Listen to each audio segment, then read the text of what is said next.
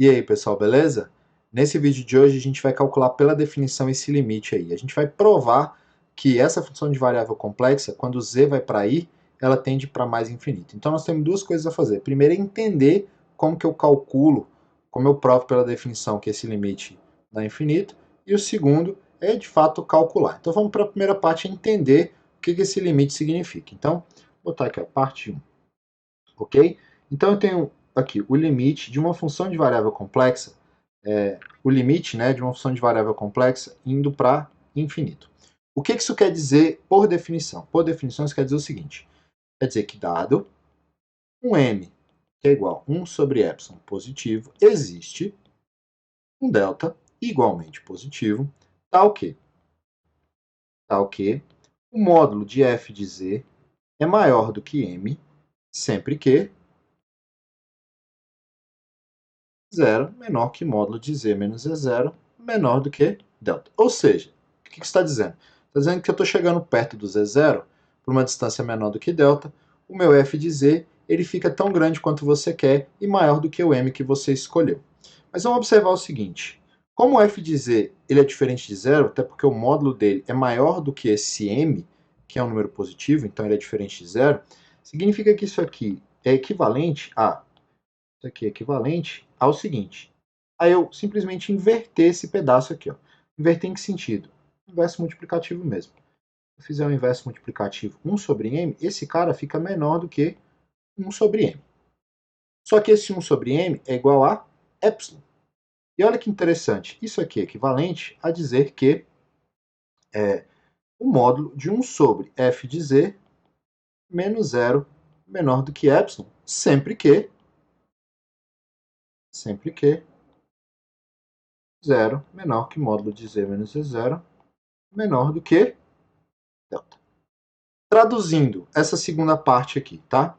Estou dizendo que a função 1 sobre f de z ela se aproxima de zero sempre que o z se aproxima do z0 ali uma distância delta. Ou seja, o limite, quando z vai para z0 de f de z dá infinito, é a mesma coisa de dizer que o limite de z de z0 de 1 sobre f de z é igual a zero.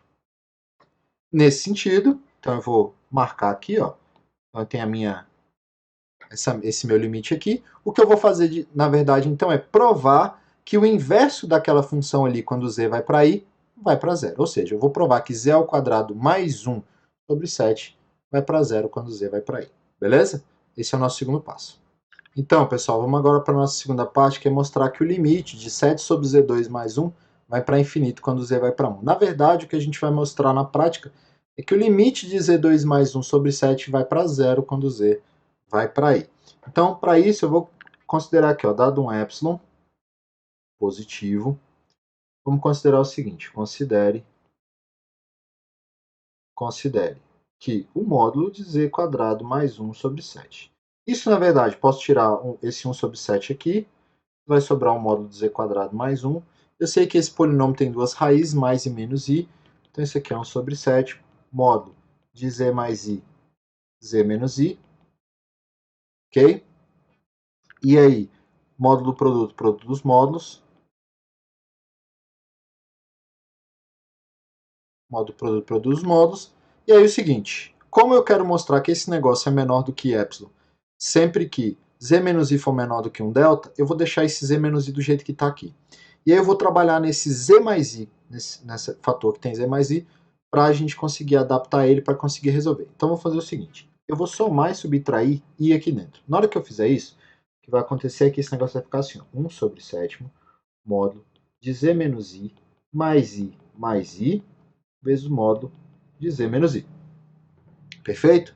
Isso aqui, na verdade, é 1 sobre sétimo, o módulo de z menos i mais 2i, vezes z menos i. Isso é menor ou igual do que 1 sobre o sétimo, o módulo de z menos i, mais o módulo de 2i, pela desigualdade triangular, então aqui módulo z menos i.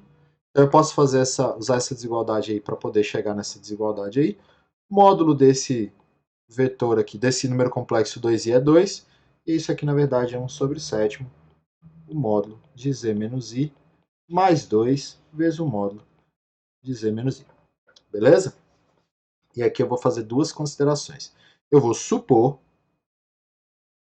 que o módulo de z menos i ele seja menor do que 1. Tá? Por que eu posso supor que o módulo z menos i é menor do que 1?